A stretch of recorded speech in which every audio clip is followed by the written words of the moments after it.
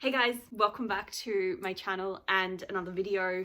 So as you can tell from today's video, I am going to be doing my May wrap up video. So that's basically all of the books that I read in May I'm going to be talking about for you guys now. Now I am aware it is only 1 month and I did only just upload my March and April reading wrap up for you guys last week. And the reason why I'm now switching up the formula and only doing 1 month instead of 2 is purely because I was editing my March and April reading wrap up and it was just so long and so much and I hated it, and that's why there was a bit of a break between videos and why that one took so long to get up, because I literally just had no motivation to edit it. So I've decided let's just go back to doing a monthly wrap up and hopefully I'll enjoy editing the footage a bit more because it won't be as long. So that is why we've switched back to doing it monthly, just for my peace of mind and sanity, essentially. May was not a good reading month for me. I'm gonna be honest, I only actually read 4 books now that I'm sitting here looking at it. Your girl struggled. I struggled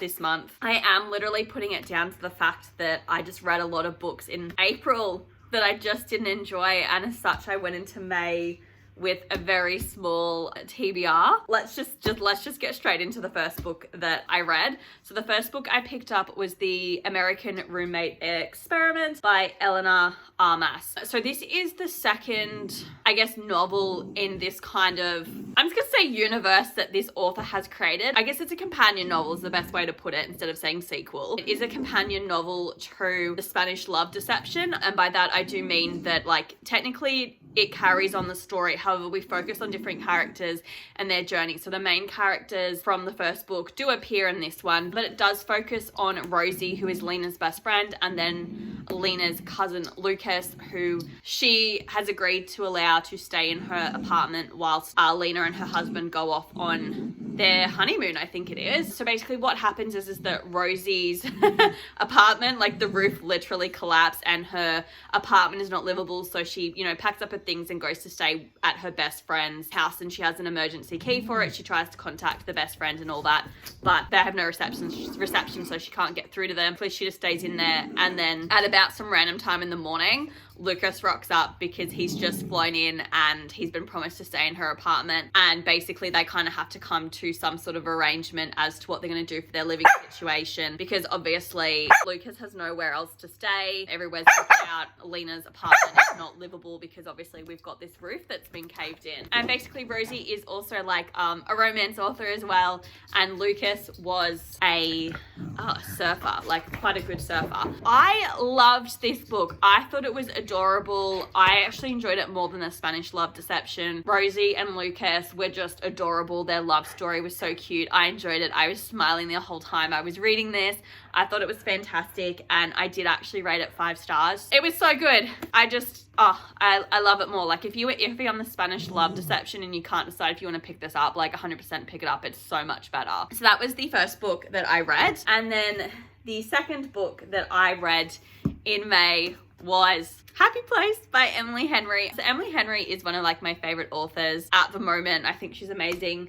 This is the 4th book by her that has just recently actually come out, and it basically focuses on, Harriet and Wyn. So they've been together for years, and they met in college, and basically their relationship starts to have a breakdown. He has to go back home, which is a couple hours away, and they are engaged, and they end up breaking off their engagement, and they haven't seen each other in ages. They haven't actually told any of their friends that they have broken up. It's been nearly, I think, 5 or so months since they broke up. And so Harriet and her friends from college don't see one another because they all live in different states or whatever. And so they all agree that they're going to have this girls trip at one of the girls' family lake house. And basically she goes there ready to tell them all about her breakup with Wyn. As she's, about to see her friends, they surprise her with Wyn and all the other girls' partners, because 2 of them have decided that they're going to get married because her family is selling the lake house and they just want to have good memories. Harriet and Wyn have to pretend to still be together, and it's just sort of about them rehashing the the past and trying to, you know, work out, and for us, I guess, to work out why they actually split and broke up, but also about them reconnecting. And I thought it was adorable. It is not my favorite book by Emily Henry. Probably like second or third favorite, to be honest, but I thought it was great. I still rated it 5 stars. I love all of her books and I highly recommend all of them. I got the ugly Australian paperback version. Sorry, Ollie just hit the camera. I do generally prefer to get the American paperbacks, but from what I could see, it was only hardcover and I didn't want a hardcover edition of this, so I just picked up the giant copy of it because apparently we couldn't make it the small neon size like the rest of them. Oliver is upset about the state of this book cover too. Yeah, exactly. You tell them, buddy. And then this is where things went downhill for me. So then I picked up Realm Breaker by Victoria Aveyard, which was my one and only fantasy read for the month. As you guys can see, she's a big chunker. She's massive. I actually wanted to pick up the sequel as well, but I just couldn't do it to myself. Like, this book is like 550 pages. Like, she's solid. She's a lot. I've read it and I'm going to be real with you guys. I don't think I can tell you what it's about because A, I don't remember, but B, I don't think any of it actually sunk in when I was reading it. We have this fantasy world and we have several different characters involved and we jump from like their point of views and it's like 5 different people and it was just too much for me. I rated it 4.5 stars and I'm literally sitting here disagreeing with myself because I've read other books that I rated 4.5 stars and I think this should have been a 3.5 star for me read because I probably would have rated like books in the Red Queen series that, and I enjoyed the Red Queen series a lot more than I enjoyed this one. Like, there's immortals in this, there's assassins, there's like knights, there's like a pirate's daughter. It's like you've got all these different like fantasy characters in this book, and it basically starts off with all of these like knights and warriors going to fight this like other knight's twin brother who's there with a wizard, and they open up, I think, like a portal, and this bad guy is gonna get through, and they're trying to stop the bad guy, and they're trying to open and close portals. And I'm aware this is a terrible description, but like, this was a long slog for me to get through, and it's not that it's bad, I just don't think that I have the mental capacity to be dealing with this right now, and I knew that going into it. Like I said, I didn't like that there were like, every single person has like a different like point of views. We've got the squire, the immortal, the assassin, an old sorceress, and a pirate's daughter. I don't think the old sorceress got her own point of view, but like the other 4 did. We then also had like the immortal's cousin also had her point of view, and I just feel like we were focusing on too many people and it was a lot to take on because they're all trying to go on this mission to stop this bad from like the world ending and the bad people taking over and like the demons, and it was just, it went straight over my head. And I think it would have been better had we only focused on like 1 or 2, because they all ended up getting like connecting to like getting near one another, and like they joined up together like for halfway through the book. So I'm like, why do we have all these different point of views if they're all together? I did enjoy the assassin. I thought she was the most interesting one.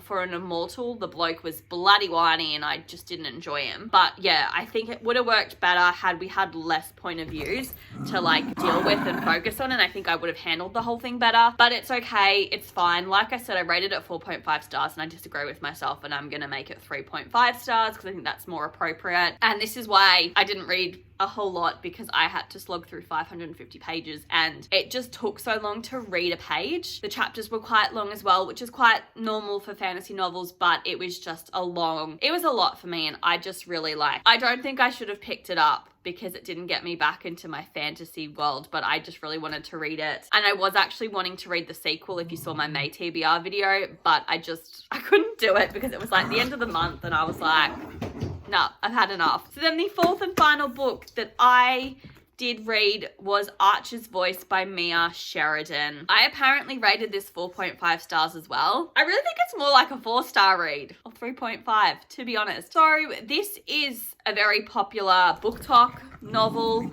I'm gonna be honest, I don't think it's worth the hype that it has. So basically it does focus on Archer, obviously the main character, and then also our female lead, Bree. So Bree has basically just left her life because her father, who is deaf, was murdered. So she's just basically just uprooted her entire life because her mum's not in the picture. Can't remember if she's dead or alive or not, but I don't really care that much. And she basically goes to this small town, Pelion, which which is in Maine, and she ends up falling in love with the town. She stays, starts to build a life there, and she's intrigued by this guy Archer who does not speak, and basically their point of view switch between Archer and Bree. I really pitied Archer, like the poor guy. So basically what happened was that his mum and father and his uncle were all killed. There was in a car accident, there was also a shooting, and they're also told that his uncle shot him. And then there's this whole shot him in his throat, and he couldn't have surgery to fix his throat, so that's why he can't speak, because of where it hit, it did damage to it. So like I really pity him. He's had a horrible tough life. You have flashbacks to when he was a kid. We learn that his father was abusive and really horrible to his mum. And like I remember like watching people like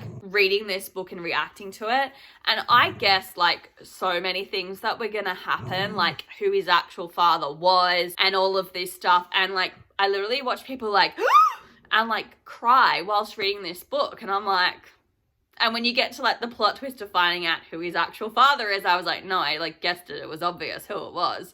I'm like, people really reacted and cried to this. And then I like turned to the next chapter and I read it, and I understand why people gasped and almost cried, because that was a plot twist. And I think the plot twist is why I rated it 4.5 stars, because it was actually a really good one. And I can understand why people gasped and cried. Didn't make me cry, but I got close to it. And then how like the next chapters like follow on, it's just, it was really well written for that bit of it, like the end of the book with that plot twist literally in the last 50 pages. Like it was absurd. His auntie's like a roaring bitch, didn't like her. But I found Bree to kind of just be irritating. Like I did not really enjoy her as a character at all. Her inner voice was annoying. I didn't like it. Yeah, I just didn't enjoy Bree as a main character, I think is the main thing I didn't like about this book. And just sort of reading from her perspective and her going through her sort of trauma that she has left over from her dad's murder, because she was actually there. Her dad owned a deli, and this guy came in, was like completely off his face, and was telling his dad to stop speaking and stop signing, just hand over the money. And because her dad's deaf, he had no idea what the guy was saying. But he's literally like signing to his daughter, like, you go, run, hide. And the guy's screaming at her dad to stop, doing whatever he's doing, and shoots him and kills him. And she's really traumatized from it, which is understandable. So a lot of it is like her just working through her grief, Archer working through his grief, for them to kind of like come together and fall in love. It's nothing that I would rave about, to be honest. Like I said, love the plot twist, but for the rest of it, I didn't really care for it. Like I didn't enjoy it as much as everybody else did, which is all good. But that was the fourth and final book that I did read in the month of May. So that is it. Alrighty, well, I hope you guys enjoyed this video, and I will see you in my next one. Bye.